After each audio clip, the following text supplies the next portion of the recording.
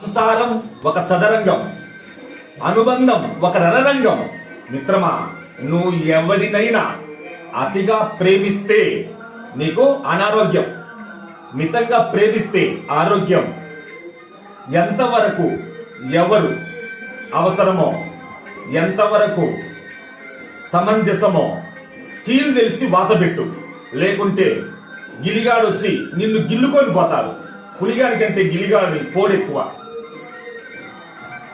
ఒక మిత్రుడు గురువు దగ్గరికి పోయి, నా ఇంటి వాళ్ళు నాకు ప్రాణం స్వామి, నన్ను ఇచ్చి బతకలేదు, అయితే నీ ఇంటి వాళ్ళ ప్రేమ ఎంతో చూద్దామా, ఇదో ఈ మూలిక మీ ఇంటికి పో, నువ్వు సచ్చినట్టు పడి ఉంటావు, వాళ్ళు చెప్పే మాట నీ చెవిలో పడుతుంది, సరేనా?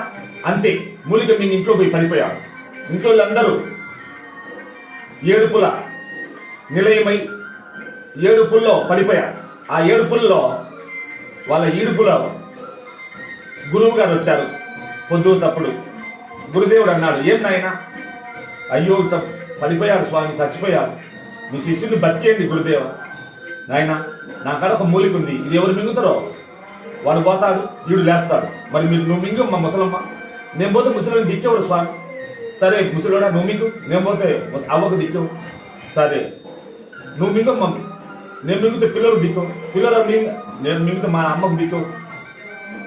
అప్పుడు అందరు కలిసి ఒక్క మాట అన్నారు, గురుదేవా, ఈ మూలిక నువ్వు మింగితే ఏ బాధ లేదు, మా వాడు లేచడు, నువ్వు పోతావు, నీకు పూజ చేసుకుంటామన్నారు.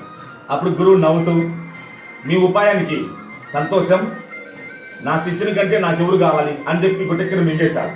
వాడు గుబ్బెక్కిన లేశాడు. గురుదేవా, నా కళ్ళు తెరిపించావు. మిత్రమా, ఊపిరుంటేనే నీ వారు.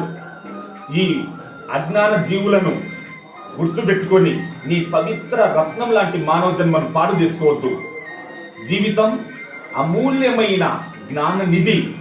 ఈ సత్యం తెలుసుకొని భారతీయుడిపై గర్జించు. జై భారత్.